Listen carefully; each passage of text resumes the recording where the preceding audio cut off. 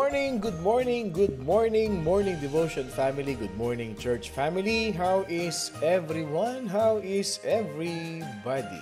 I hope and pray na lahat tayo ay nakapagpahinga ng maayos, nakatulog ng mahimbing kagabi because today is another day that the Lord has made. We will rejoice and be glad in it. Magandang umaga sa inyong lahat. Ako po si Pastor Bong, bumabati ng isang mapagpalang Wednesday morning sa ating lahat. Wednesday na nga ba? Ang bilis ng araw. Napakabilis ng panahon, no? Ilang araw na naman at Wednesday nga, no? Kala ko nananaginip lang ako na Wednesday na, parang kama Monday lang. How really time flies so fast. Napakabilis po ng araw. At syempre, hindi natin namamalayan. Ilang tulog na lamang po at magkikita-kita na tayo sa ating Friday Bible Study, Christmas Party Celebration. Nako, excited na ako dyan. Alam nyo, binabasa ko lang yung mga food contributions, yung potluck nating pagkain, ginugutom na ako. kaya medyo medyo laylo muna tayo sa kakakain ha, at sunod-sunod ang celebration. And for sure, some of us halos gabi-gabi. No, meron tayong pinupuntahan ng mga parties, meron tayong pinupuntahan ng mga fellowship. Hinay-hinay lang mga kapatid kasi proven na yan. Na pagdating ng January, nagbibilihan ng mga damit at nagsikipan na ang mga damit nila sa nagdaang taon. Ayan. Sa pagpapatuloy ng ating morning devotion, I'd like to invite each and every one of you mga kapatid sa atin pong, sa Friday na yan, huwag nyo kakalimutan. At syempre, last Friday Bible study po natin yan, and the whole month of December ay canceled na po yung ating mga Bible studies to give way mga kapatid para naman sa ating family. I know some of you are so busy with yung tinatawag nating Christmas rush para may time kayo mga kapatid, no? So Christmas break yan, and then yung ating pong yung ating Monday Bible study as well is also canceled. Last Monday na po natin. Itong darating na Monday na ito after ng Sunday ay ano po yan? Pastor, okay po. Okay. So cancelado na po yun. So after po nitong Friday na ito and after po ng ating Monday Bible study online ay wala na po muna tayong Bible study. Okay?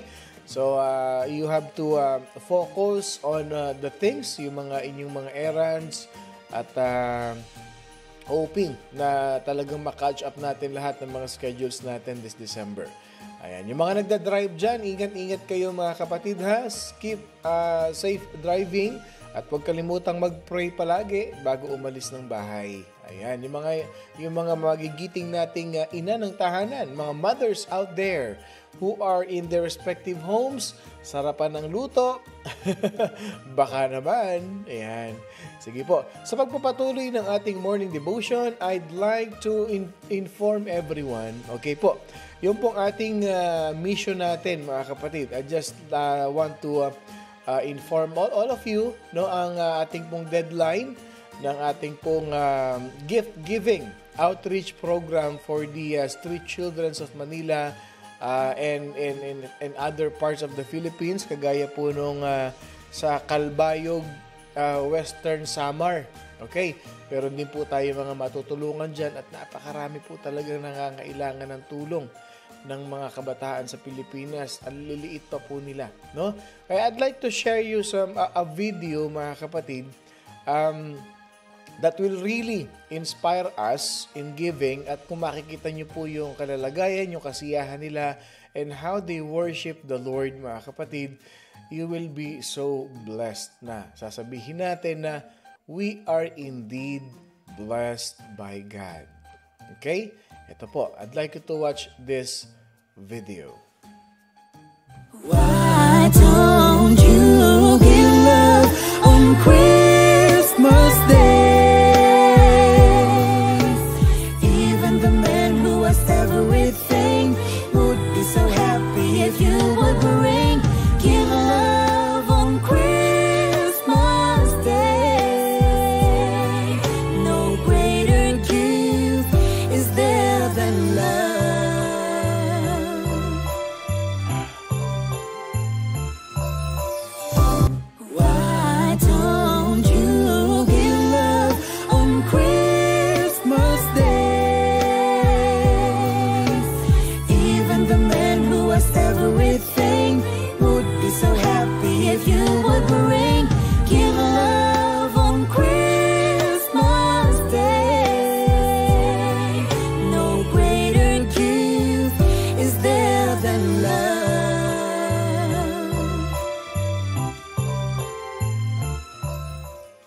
Yan. That mission outreach program, mga kapatid, is solely tayo po. Tayo po ang may mission yan. Ito pong family natin ng morning devotion, no? Because we are one body, one family, one church, one accord, one spirit. At sa pagtutulungan po ng morning devotion ay ginagawa na po yung ating banner sa Pilipinas ng morning devotion family. And of course, syempre, yung pangalan po ng ating simbahan. At yung lahat po ng mga nais pang magpaabot ng kanilang support or tulong dito po sa ating mission, open pa po kayo mga kapatid. Pero hindi po sa akin ha, padaanin niyo po sa simbahan natin. Okay? Ang details po natin is nandyan po sa ibaba. Pwede niyo pong i-mention niyo lang po ito, Ministry Support for Morning Devotion. Pwede niyo rin pong ipadala yung check ninyo sa HEBC Carson. Pwede niyo rin po akong kontakin for further details on how you can send. And if you can meet me personally, why not mga kapatid? You can hand over it to me at ina-arrange na po natin yan. So, ang magiging outreach program po natin sa Pilipinas for this mission is those who are really in need, mga poor people po yan, dito po sa Calbayog, Western Samar, dito po sa Metro Manila, sa Pasig City, sa Quezon City. 4 na outreach program po yan. This bago matapos ang 2023. Ngayon, meron po tayo mga kapatid na nag-pledge po ng isang box na puro laruan. Hindi na po natin maipapadala yan ngayong December. So, most probably, mga January na po natin mapapadala yung mga toys na yan. But still, mga kapatid, it will really bring a smile on those little ones sa kanilang mga mukha, mga kapatid. And ngayon po, ang request nga lang daw po ng mga bata, makatikim daw po ng spaghetti. Opo, kaya kausap ko po yung pastor, yung mga coordinator po noong mission natin. Sabi ko, by the effort at lahat ng pagtutulungan ng mga morning devotion family, ay hindi lang po spaghetti. Sasabi ko, sasamahan pa namin ng chicken para makatikim po sila. Alam nyo naman ng mga bata, mahilig yan sa mga spaghetti at chicken, no? Kaya pinagpe-pray po natin na mag-materialize po ito. At sa pag-air po natin ng morning devotion sa December 25, ito po ang regalo ko sa inyo. Yung makita ninyo mga kapatid, yung pong outreach program natin na nagtagumpay, that we have received victory, at nawa po mga kapatid ay pagpalain pa po tayong lahat ng ating Panginoon. Excited po ako dyan. And I hope excited din po ang ating morning devotion family dyan, no?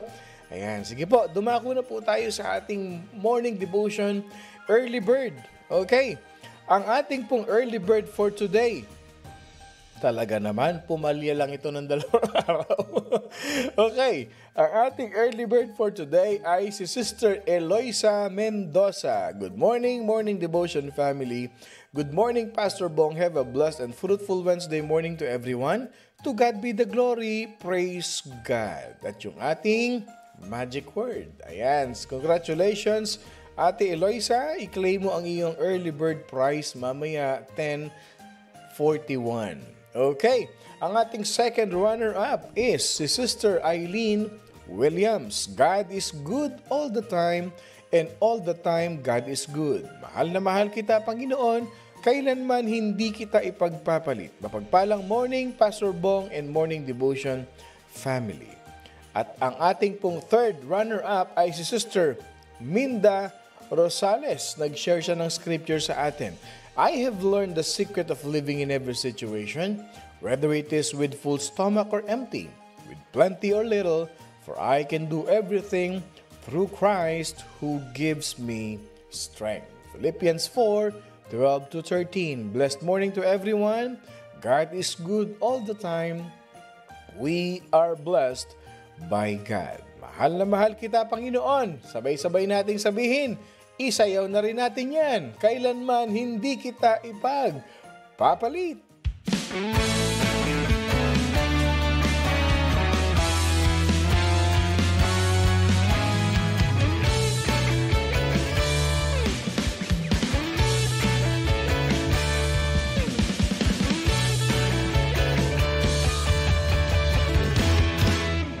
Mahal na mahal kita, Panginoon.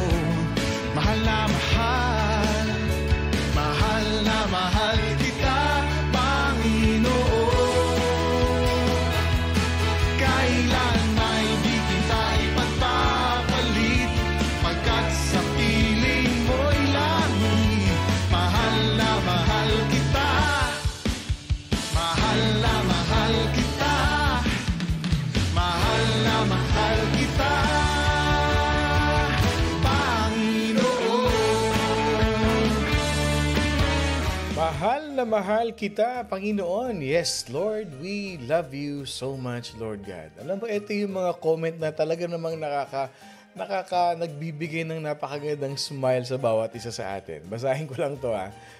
Good morning and amazing bountiful blessings to everyone. Miss the morning devotion family and our...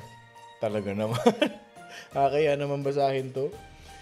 Miss the morning devotion family and our tall, dark, and handsomest Pastor Bong for 2 mornings. Hallelujah! Praise the Lord! Thank you po. Marami pong salamat, Ate Susan. Mahal na mahal ka namin, Panginoon. Kahit kailanman, hindi ka namin ipagpapalit. Salamat sa kaligtasan namin at sa karangalan na kami ay pinili mo maging mga anak mo. Maligayang kaarawan sa iyo, Panginoong Jesus. Meron po ako nabasa, salamat Ate Susan ha, may mga nabasa po ako dito that they are asking for prayer, especially yung ating early bird yata kanina. Meron daw siyang eye surgery.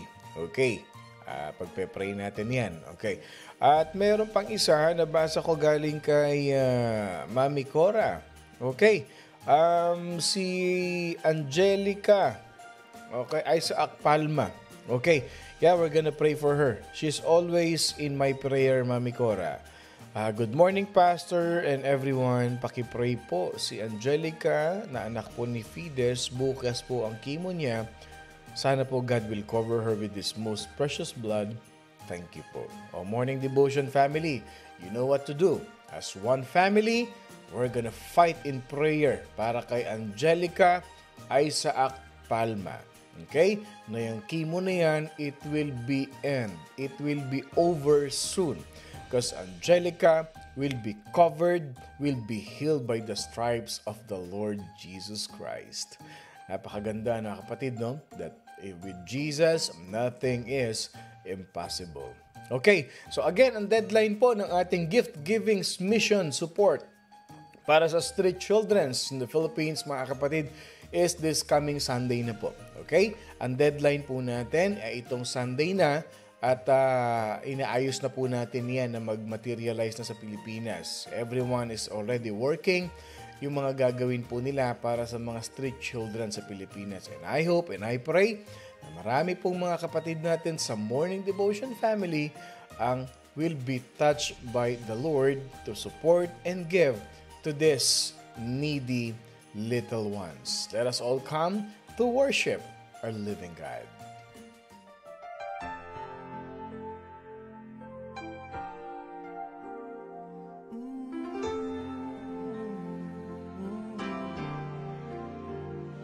Give thanks with a grateful heart. Give thanks to the Holy One. Give thanks because He's given Jesus Christ His Son. Give thanks with a grateful heart. Give thanks to the Holy One.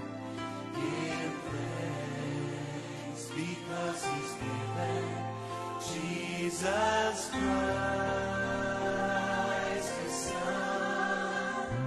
And now let the weak say, I am strong. Let the poor say, I am rich because of what the Lord has done for us. And now let the weak say, I am strong. Let the poor say, I am rich because of what the Lord has done for us. Give thanks. Oh yes. We give thanks to Give thanks with a grateful heart. Give thanks to the Holy One. Give He's given Jesus Christ, His Son. Give thanks with a grateful heart. Oh yes, give thanks to the Holy One. Give thanks because He's given Jesus Christ, His Son. And now let the weak say, I am strong. Let the poor say, I am rich, because of what the Lord has done for us. And now let the weak say, I am strong. Let the poor say, I am rich, because of what the Lord has done for us. Give thanks. We give thanks to the Lord. We give thanks.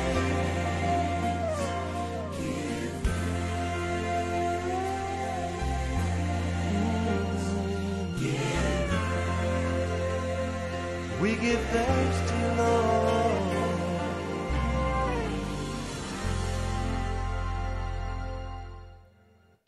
We give thanks to you, Lord. Let us pray. Heavenly Father, we thank you for this wonderful opportunity that once again, as we start the day right by praising you, worshiping you, Lord God, in spirit and in truth. Thank you for your presence. Thank you for the gift of life. Thank you for the strength. And thank you for every victory that you are giving us every day, Lord God. The moment we open our eyes, we can really feel your love that you are giving to us. Despite of our shortcomings, despite of our stubbornness, our iniquities, sinful things that we do every day, we ask for your forgiveness and we repent at your feet. Hindi ka nagsasawa, Panginoon Diyos. You never fail to love us. You're always there for us, and you always fulfill your promise to us that you will never leave us nor forsake us. Lord, we lift everything up to you. We surrender our life, our soul, our mind, our strength into your mighty hands.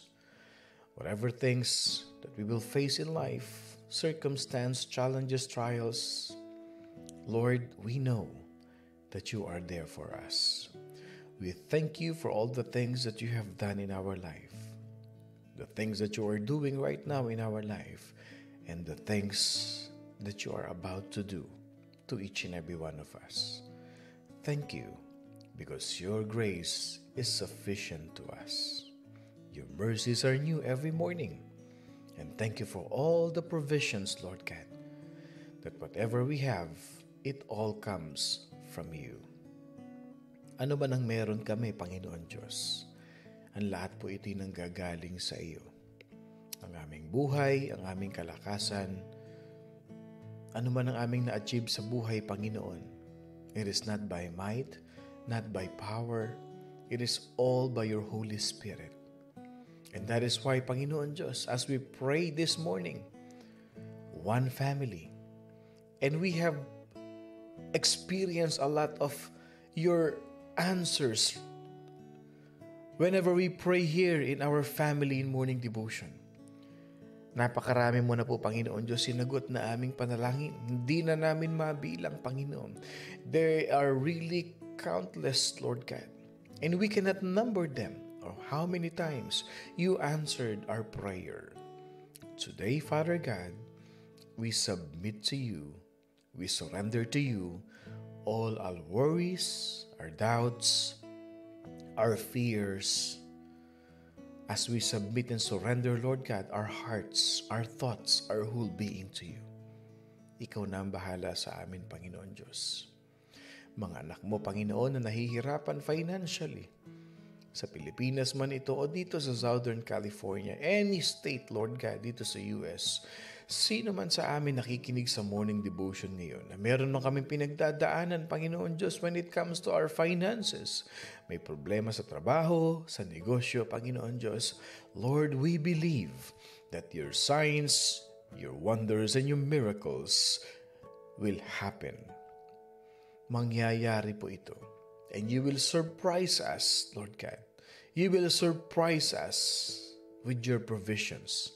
Na nagugulat na lamang kami, Panginoon Diyos. Ipinagkakaloob mo na po, Panginoon Diyos, ang lahat ng aming mga pangangailangan. Nagpapasalamat din kami, Panginoon, sa mga taong ginagamit mo, Panginoon Diyos, upang maging daluyan ng iyong pagpapala, na marami pa kaming matulungan at marami sa amin, Panginoon, na nakaka-experience ng natutulungan kami in so many ways, Panginoon Diyos. Truly, you are our God that provides all our needs according to your riches in heaven. Nagpapasalamat po ako, Panginoon Diyos, dahil ngayon pa lamang, Panginoon, pinagagaling mo na, hinahawakan mo na ang mga anak mo. Even our respective families that we are praying right now. Lord, itinataas ko po sa iyo si Ate Eloisa Mendoza that she will face an eye surgery today, Father God. Ingatan niyo po. And let the power of your restoration, physical restoration and healing be upon her. Lord, ganun din, Panginoon Diyos. We lift up to you, Lord God, si Angelica Isaac Palma, Panginoon. Lord, nakita mo ang dedication ng kanyang nanay. Nakikita mo, Panginoon, how she support the body of Christ and how she serve you and how she help the ministry that you want us to do, Lord God. Kaya naman ngayon, Panginoon Diyos, we surrender, we lift up to you, and we pray as one family. You will take care of her. Pagagalingin mo ang anak mo ito. That by your blood, she will be healed. And by your stripes, Lord God, she will be restored. Salamat, Panginoon, sa buhay ng bawat isa sa Morning Devotion family. Lord, yung pinakamasarap na gift, pinakadakilang regalo mo sa amin, yung kagalingan ang bawat isa, Panginoon. Na bago matapos ang 2023, Lord God, before the year ends, makikita namin, Panginoon, kabi-kabilang testimony ang maririnig namin of how you healed each and every one of us here sa Morning Devotion. Not only us, ourselves, but even to those people whom we love. To those people that we are praying for healing. Lord, this is the year of breakthrough, ang 2024. Na pagpasok namin, Panginoon, as we approach the new year, we are all healed, we are all blessed, and we are all restored. Lord, we thank you ngayon pa lamang, Panginoon, for the blessings that you are giving us. Continue to use us as a vessel of your anointing and a channel of blessing. Na Lord God, we declare na ang aming gift-giving mission outreach program ng Morning Devotion, Panginoon Diyos, Lord, magiging victorious, Lord God. And to those people na pinagpe-pray namin, Lord, mga may sakit, they are healed in Jesus' name. Be with us in every step of the way. Pagpalain mo ang bawat isa as we listen to your powerful message today. We give you back all the glory and honor in the highest praise as we pray all of these things in the name of the Father, the Son, of the Holy Spirit. In Jesus' mighty name, this is our prayer. And all God's people say, Amen and Amen and Amen. Magandang umaga po, mga anak ng ating Panginoon, Morning Devotion family. Today is day 98 na po ng ating Morning Devotion, Season 2, December 6, 2023. Naku, day 103 na pala of our... Buti na lang may tagabilang ako. Salamat, Yanko. Nakalagay sa akin, day 103 na pala tayo. Thank you. Okay, ako pong muli si Pastor Bong. Magandang Wednesday morning sa ating lahat. Our verse for today will be coming from the book of Luke, chapter 6, verse 38. Give, and it will be given to you, good measure, pressed down, shaken together, and running over, will be put into your bosom, for with the same measure that you use, it will be measured back to you. Thank you, Lord, for this wonderful scripture that you've given us. Bless us, anoint me, in Jesus' name, amen. Yesterday, we have discussed some few points, mga kapatid, when it comes to giving. Giving will become our lifestyle. And yet, under that point, mga kapatid, we have learned what are we to give. Of course, tithing has to do with the 10%, but Luke 6:38 has to do with above and beyond the tithe. Remember this, we are talking about grace giving. We are not discussing or talking about giving under the law, since we are already under grace. So we should give not under the law, but under the grace of God. And yung pong ating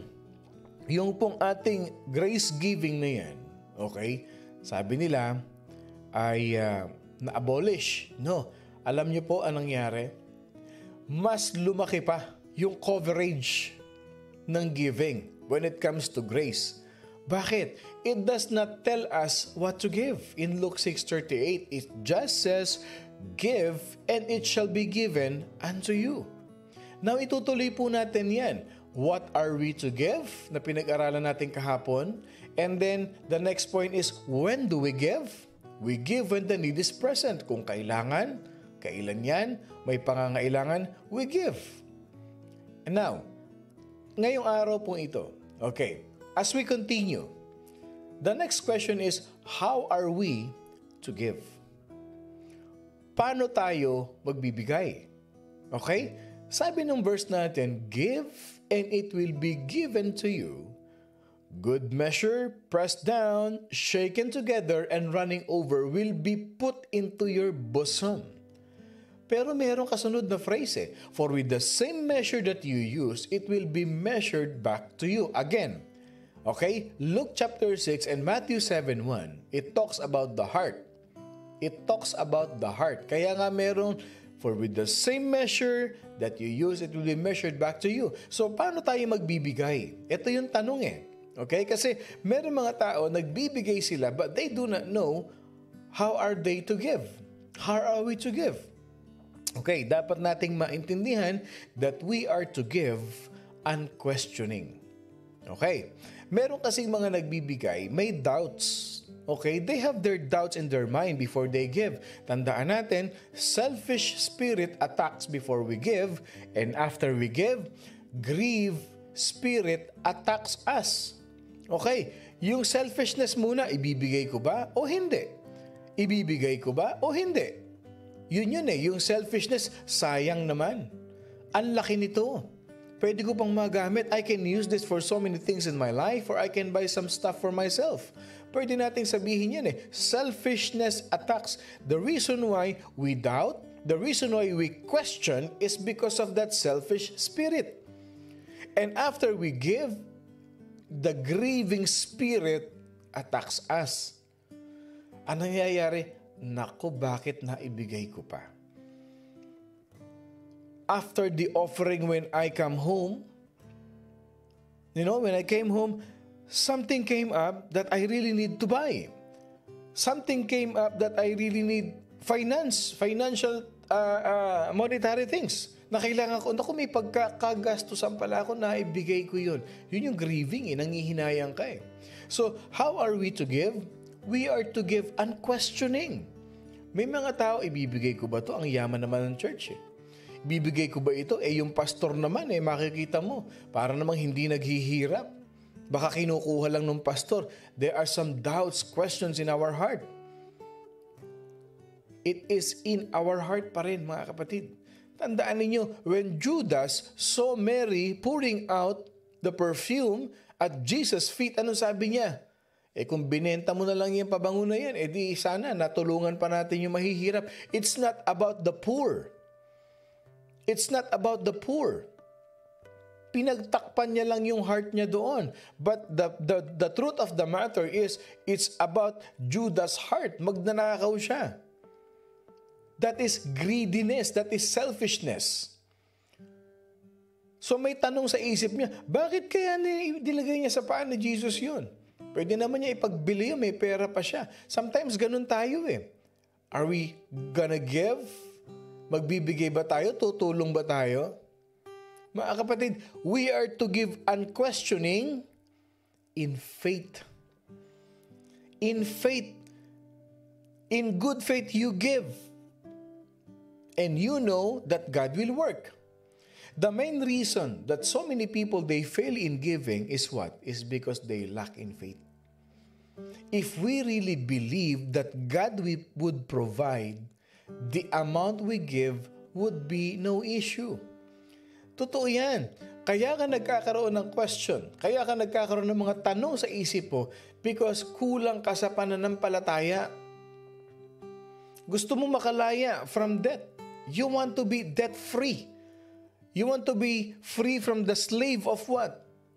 Of financial problems in your life. You want to experience breakthrough and financial freedom. Pero yung pagbibigay mo, nagtatanong ka. You have a lot of questions. You have a lot of doubt in your heart, in your mind. Na kahit masabihin mong ibinigay mo, but deep inside, there's a big question mark in your heart. Tama ba yung ginawa ko? Tama ba itong ibibigay ko pa ito? Ang liit na nga ng sweldo ko eh. Ang liit na nga ng kinikita ko eh. Watch the message this coming Sunday. Makinig po kayo sa message this coming Sunday. Huhukayin natin yan. We're gonna go deeper and deeper to the heart of the matter. And I will tell you, even me, natututo po ako dito sa message natin this coming Sunday. All of us will learn. All of us will experience. If you want breakthrough in life, listen the message this coming Sunday. Church, if we really believe that God would provide, the amount is not an issue. Because you have faith and you trust God. And we are to give what? Willingly. Unquestioning, because we give by faith, and we are to give willingly. May mga tao tinatawag na tight-fisted. Yung mga sarado ang kamay. Sarado ang kamay. Ang tawag dyan, alam nyo pag ang tao, tight-fisted, hindi bukas ang palad tumulong, ang tawag dyan. Some terms narinig ko ito sa isang conference. They are called unbeliever. Pag ang tao madamot, pag ang tao tight-fisted, pag ang tao takot tumulong, ayaw tumulong. Sabi ko nga, if people are asking some amount to you and you cannot give that amount and you have what? You have doubt? Kasi alam mo hindi makakabayad, wag mo na ibigay yung specific amount na yun, tulungan mo na lang siya. Amen. Halimbawa, may nanghihiram sa iyo ng 1,000. Alam mo naman na walang trabaho, hindi makababayad. Kaysa mag-away kayo, pahiramin mo ng 1,000, di bigyan mo na lang ng 100, binless mo pa siya. At ibabalik naman ni Lord sa iyo yun. Pinag-aralan natin yan, mga kapatid. Pinag-aralan naman natin yan. Hindi ba? Be helpful to the needy. Huwag i-entertainin sa puso natin yung what? May mga tao kasi magulang talaga. Yan, totoo yan. Pagdating sa pera, maraming magulang. O mayroong word tayo, bosengero, pastor, ang tawag dyan. O, meron talagang ganun pagdating sa pera, ayaw maiisahan. Pero itong pinag-aaralan natin na ito, mga kapatid, grace giving, you give if you can give. You help if you can help. Pasalamat ka na nga lang at ikaw yung hinihinga ng tulong. Isipin ninyo ganito yan. Gaano karaming lakas ng loob ang kailangang ipunin ng isang taong nangangailangan para lang manghiram at magsabi sa iyo. hindi mo alam kung papaano yan huminga ng malalim, kung papaano niya i-memorize yung kanyang script para lang hiraman ka, para hindi ka ma-offend, makapagsabi siya sa'yo ng maayos. Who knows? Oo, maraming manluloko, pero kung kilala mo naman yung tao na yan na hindi naman talaga manluloko yan, nagkataon lang naman kinapos, kinulang. Binibigyan naman tayo ni Lord ng wisdom. God is giving us wisdom to discern. Isipin nyo na lang, hindi madali sa isang tao yung nanghihiram, yung humihingi ng tulong. At kung minsan pa nga, pag talagang mataas ang pride niyan, magtitiis na magutom yan kaysa manghiram. Kung tayo naman able tumulong, tayo naman may kakayahan tumulong, huwag tayong maging madamot. Huwag tayong maging unbeliever. Baka sabihin nila, buti pa yung hindi Christian tumutulong. Ito nagtataas ng kamay. Lapitan mo, galit pa. Hindi na nga nagbigay na nermon pa. Meron ba naka-experience ng ganyan? And I pray na wala sa morning devotion family yan. Yung hiniraman, hindi na nga napahiram, na nermon ka pa. Sinasabi ko sa'yo. Kasi bakit? Pa-resign ka. O ngayon, wala ka makain. O ito ganito, ganyan-ganyan. Wala akong may papahiram sa'yo. O di sinaktan mo pa yung puso. Nagkasamaan pa kayo ng loob. Church, tight-fisted is not a good attitude. It's not a good character as what? As children of God. Kung kayo naman mapapansin nyo naman yan na baka naman linggo-linggo nang hihiram na. Sabihin mo sa kanya, dito ka na tumira sa akin. Dito ka na kumain. Alam din naman natin yan. May principle din naman ng Biblia na huwag pakainin ang taong tamad. Pero ang pinag-uusapan natin dito, the truth, the heart of the matter, what we are talking about this is giving. Grace giving. Especially when we give to the Lord. We are to give willingly. We are to give unquestioning. Because we have faith in God that whatever we give, God sees our heart. God knows our desire. And point 3 is what? We are to give through obedience. Inutos ni Lord to. We give because we are commanded to give. It may not make sense to the economical community. Yung nga naman, 10% ibibigay mo pa. 10% ibibigay mo pa. But it makes great sense in what? In God's economy. Things may seem impossible, may things absurd in our life sometimes, but post pa FB, magpaparinig pa. Ayan. May mga ganyan talaga. Pinagpala po tayo na nagpapahirap kaysa tayo ang nanghihiram. Natutuyo po ang laway kung paano tayo magsisimula na magsalita. May kaba o hiya, di po ba? Totoo yan. Alam nyo, just to share this, I grew up in a slum area. Napagising pa lang po ng umaga, ang dala-dala ko po sulat. Ibibigay po sa akin ng nanay ko yun. I was 5 years old. And I have experienced how to be humiliated. Totoo po yan. May dala po akong sulat, pupunta po ako sa tindahan. Ibibigay ko po yung sulat. Ang nakalagay po doon, nangungutang po kami ng itlog, ng tinapay, para may almusal kami. At the very early age of my life, I have experienced na mapahiya. Napapahiya po ako doon sa nagtitinda. Ang aga-aga nangungutang ka. Kaya ginagawa ko po, I stand behind the people. Iniintay ko pong maubos yung mga bumibili para kahit pagalitan niya ako, hindi po ako mapapahiya. And I grew up na maagang namulat, magtrabaho. Yeah, that's true. Hindi po madali. And even so many people, hindi madali sa kanila yon. Kaya kung meron din lang naman tayong capability, binless tayo ni Lord, be a blessing, mga kapatid. You may not help on that amount that they're asking you, but you have to give willingly.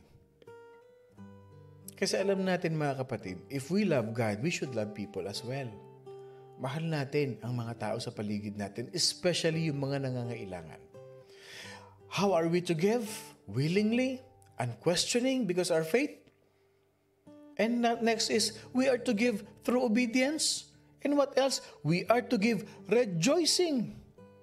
We should rejoice that we can give. Dapat magpasalamat pa nga tayo kasi capable tayong magbigay sa Panginoon. We rejoice because we see the blessings of God in our life. Again, wag madamot.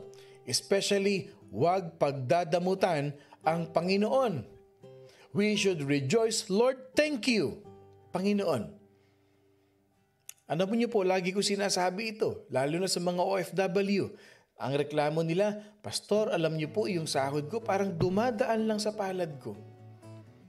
Pagtanggap ko po ng sahod ko, padala sa nanay, bayad ng flat, bayad ng kuryente, ng telepono, dumaan lang, Pastor. Magpasalamat ka pa rin at may dumaan. May maraming mga tao, matagal na nagpe-pray na sana may dumaan man lang. We have to give thanks for the blessings of God.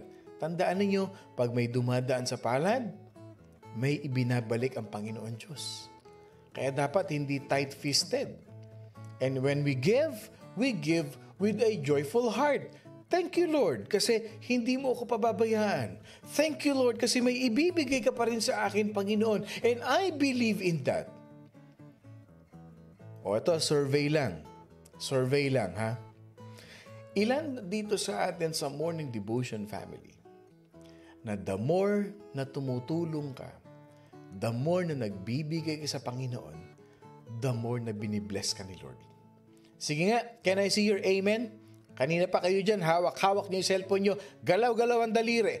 Ilan sa atin dito sa Morning Devotion family na the more kang tumutulong with other people, to the needy ones, the more you give to God, the more you share your blessing, nakikita mo, your blessing are overflowing. In many ways, not only financially. I want to see your amen. I want to see your amen. That the more you support the ministry of the Lord, the more you lend a helping hand, the more you give to the needy, the more you give to the less unfortunate, to the less fortunate.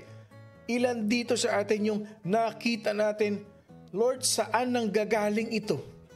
Lord, saan nang gagaling itong pinapadala mo sa akin? Lord, bakit bigla akong gumaling, Lord God?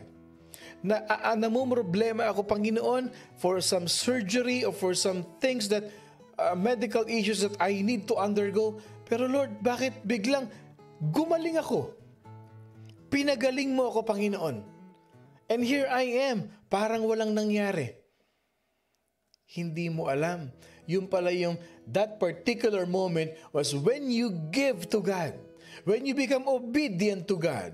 When you give to God through your obedience. When you give to God through your willingness. When you give God with unquestioning heart. Because you have faith. Lord, I believe that you will provide. Amount is not an issue to me. Lord God, you will provide. Marami sa atin. I know. I have been into many counselings dito sa Amerika. Alam nyo, I can feel that. I was once an OFW. Tayo po, again, eto naman ha, let's just be clear. Yung mga humihingi ng tulong, wag naman tayong maging mapagsamantala. Wag maging mapagsamantala. Okay, alam natin na mga Christians, malalambot ang puso niyan. Pero tandaan ninyo, may discernment din yan. Nararamdaman din nila kung sila ay niloloko. Alam natin niya kasi ayaw ni Lord nang niloloko yung mga anak niya. Ngayon yung mga taong hingi ng hingi, ayaw magtrabaho, please lang, magsikap kayo. Huwag kayong umasa sa magulang ninyo. Lalo na nga kung ang magulang ninyo talaga namang panghayahay na o pang-relax na lang. Okay? You have finished your schools, you have the ability to work, you have the ability to stand on your own. Please lang, huwag tayong maging pabigat sa magulang. May pangangailangan din sila. Hindi lang sa inyo palagi umiikot ang mundo nila. Mga tao sa Pilipinas, mga tao kung saan man, isipin natin, may pinagdadaanan din yung mga taong tumutulong sa inyo. Hindi lang sila nagsasabi, hindi lang sila nagrereklamo, but you have to be sensitive. You have to be sensitive. Alam ko yan, may mga kamag-anak na magpadala ka ng maliit, kulang. Magpadala ka ng malaki, kulang pa rin. I know that. Ang ibig sabihin yan, gusto mo makalaya, magkaroon ka ng breakthrough, o yung mga dito, yung mga tinatawag na breadwinner, i-share nyo itong ating pinag-uusapan ngayong araw na ito. Kahit maliit ang kita mo, gusto mong makalaya, ang solusyon, hindi mangutang, manghiram, umasa, magbigay sa Panginoon. Yan ang solusyon. Gusto mo magkaroon ng magandang trabaho, hindi solusyon yung backer, hindi solusyon yung lumapit. No, magbigay ka sa Lord.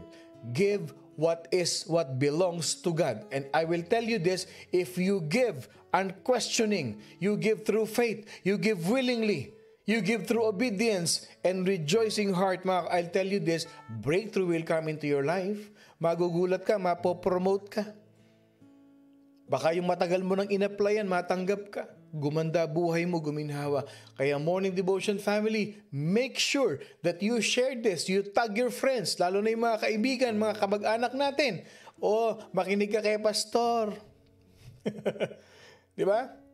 And lastly, mga kapatid, as we end, excuse me, what are the results of giving?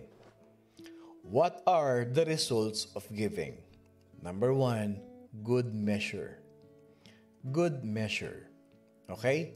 I believe that each of us can understand what good measure means. It means that there is more than we expected. More than there should have been, mga kapatid. Ang tawag ng mga farmers dyan, yung bumper crop. They are saying that they harvested more than that they had expected to harvest. Alam nyo, pag ganyan ang attitude natin, ang character natin, pag nagbibigay tayo sa Panginoon Diyos, anong sabi ng verse? Good, for with the same measure that you use, it will be measured back to you. Yung unang phrase, given it will be given back to you, good measure. Yun yung good measure, mga kapatid. Pag-uusapan natin yung kasunod na yun. As we end, good measure, you will receive beyond what you expect. Yan ang good measure. Ina-expect mo yun lang, but you will be surprised. God is a God of surprises. At marami nang sinurprise ni Lord dito. Ano yung kasunod? Press down. Press down. Ibig sabihin, siksik yan, mga kapatid. Solid. Siksik talaga. Compact talaga. It is packed in tight. Akala mo maliit, pero pag binuhat mo, siksik. Di ba? May mga batang ganyan na hindi naman katabaan, pero pag binuhat mo, ang bigat. Siksik. Filled with what? With substance, filled with good health, mga kapatid. If an item is pressed down, you can get more of it in a what? In a container than if it is not pressed down. May makikita ka, I'm sure, marami sa atin dito, no? Yung pag nag-iimpake, yung mga nagpapadala. Okay. Sino dito yung madalas magpabagahe sa Pilipinas? Sigurado ko ang mahilig magpabox dito, yung mga breadwinner. No? Ever since, breadwinner. Yung mahiling magpabox sa Pilipinas, hindi ba't ang ginagawa natin? Every space talagang pinupuno natin yan. Wala tayong pinapalampas. May space, singitan mo ng t-shirt. May space, singitan mo ng biskwit, singitan mo ng pagkain, ng chocolate. Lahat siksik na siksik yan. Pag binuhat yan, ang bigat naman ito. Pero subukan mo yung lagay ka lang ng lagay. Hindi mo ayusin yung pagkamada. Yung pag-aayos. Pagbukas nila, kada bukas, magaang kukonti ang laman. Ang ibig sabihin yan, press down. When we give, God gives back to us in good measure and pressed down. Siksik. Kaya yung sinasabing siksik, liglig at umaapaw. Ano pa isa? Shaken together. Shaken together. Okay. Alam niyo yung mais, a corn in a shank or in a sack, mga kapatid? Di ba pag halimbawa ganito, nagsalin ka sa isang sako. Anong ginagawa doon? Di ba? Inaalog. para masiksik talaga siya. Shaken together. Okay? O pwede pa yan. I-shake mo lang ng konti. Alugin mo ng konti. Mapipipi yan hanggang sa ilalim. Ayusin mo pa. Yan yung sinasabi ng Bible. Pag si Lord ang nagbigay sa iyo, good measure, beyond what you expect. And what else? Press down. Talagang compact yan. Pinitpit talaga yan. And shaken together. Hindi lang pinitpit, inalug pa. Bukas tutuloy natin yung karugtong nito, mga kapatid. I believe in my heart that we are learning every day in the areas of grace giving in our life. Tandaan natin yan. The main words, keywords for us today. Give without questioning. Give willingly. We give through obedience and we give with a rejoicing heart. At anong resulta nito? Good measure. Pressed down, shaken together. Let us pray. Maraming salamat, Panginoon Diyos, sa umagang kay ganda, Panginoon Diyos. Salamat, Panginoon, sa biyaya ng buhay at sa biyaya ng kaligtasan at sa biyaya ng kalakasan na ipinagkakaloob mo sa amin. Lord, those things, if we will just think about it, Lord God, Lord, we are so blessed by you. Wala na kaming mahihingi pa, Panginoon Diyos, sapagkat we are really so much blessed with your provision, with your wisdom, and with your understanding. Dalangin ko, Panginoon Diyos, pagpalain mo ang mga anak mo, Panginoon, na patuloy mong ginagamit na maging pagpapala sa napakaraming tao sa paligid namin na nangangailangan. Dalangin namin, Panginoon, na marami ka pong hipuin ng mga puso, Lord God, ng mga anak mo sa Morning Devotion family to support our mission, Lord God, our gift-giving mission sa Pilipinas. Patuloy mo silang gamitin for the glory and the furtherance of your kingdom. Pagpalain mo buong maghapon na ito ang mga anak mo. Pagpalain mo ang gawa ng kanilang kamay. Bless their jobs. Bless their homes. And Lord, we claim healing upon healing to those people whom we have prayed today. We praise you and we honor you and we glorify your presence and magnify your name in the midst of us. As we pray all of these things, Lord God, in the name of the Father, the Son, and of the Holy Spirit, traveling mercy we receive and the blessings of our hand, in Jesus' name we pray. And all God's people say, Amen and Amen and Amen. Magandang umaga pong muli sa inyong lahat. Ako po si Pastor Bong, bumabati ng isang mapagpalang Wednesday morning sa ating lahat. Laging tatandaan, grace giving should always be in our heart. At wag na wag kakalimutan, mga kapatid, we are blessed by God. I love you all with the love of the Lord. Why don't you give love on Christmas Day? Even the man who has everything would be so happy if you would bring. Give love on Christmas Day. No greater gift is there than love.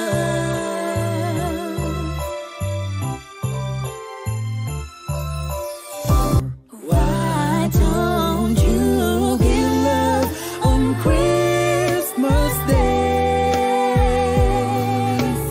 Even the man who has everything would be so happy if you would bring. Give love on Christmas. Why don't you give love on Christmas Day? Even the man who has everything